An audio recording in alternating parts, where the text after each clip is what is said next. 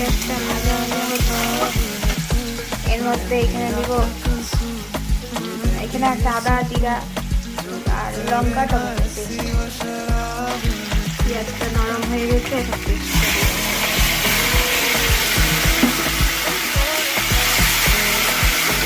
দিব। লবণ, হলুদ, মশলাটাকে কষাবো।